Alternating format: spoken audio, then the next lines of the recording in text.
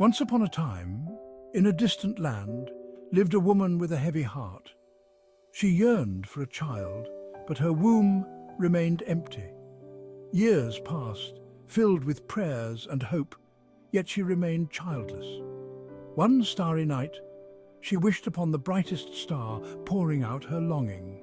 To her astonishment, the star shot down, landing near her home. The woman cautiously approached the fallen star. It pulsed with a warm light, beckoning her closer. As she reached out, the light engulfed her, filling her with a strange energy. Months later, she gave birth to a beautiful baby boy. But this was no ordinary child. This child, named Antifan, possessed an uncanny wisdom, even as a babe. He spoke in full sentences, his words dripping with unexpected knowledge. The woman, overjoyed yet bewildered, knew her son was destined for greatness. Antifan grew quickly, his mind sharp as a whip. He devoured books, soaking up knowledge like a sponge. But his unusual abilities set him apart from other children. He was different, and his differences would soon be put to the test. As Antifan grew, he was joined by 3 brothers, born in the usual way. Unlike their gifted brother, they were ordinary boys, full of mischief and bravado. They looked upon Antifan with suspicion, his intelligence making them uncomfortable. "He thinks he's better than us," they muttered amongst themselves, their words laced with envy. They mocked his studious nature, preferring rough games and idle boasts. Antifan, for his part, bore their scorn with patience. He understood their insecurities, recognizing their taunts as a mask for their own feelings of inadequacy. One day their father, a weathered sailor, announced a journey. "We set sail for the island of whispers," he declared, his voice booming. "Legend says it holds a treasure beyond measure." The brothers, their eyes alight with excitement, eagerly volunteered. Antifan, though hesitant to leave his books, knew he couldn't let his brothers face the unknown alone. The brothers boarded their father's ship, the salt air whipping at their faces.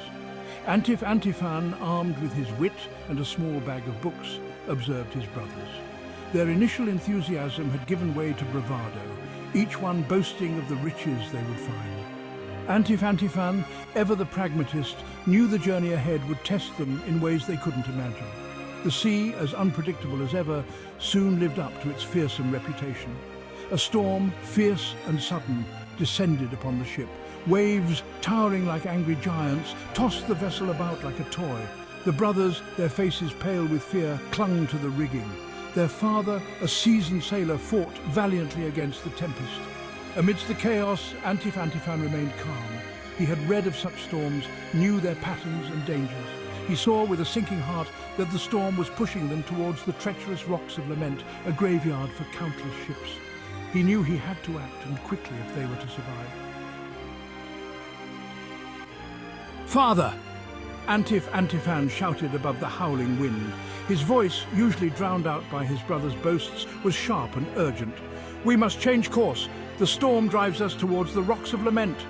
His father, momentarily surprised by Antifan's outburst, saw the truth in his words.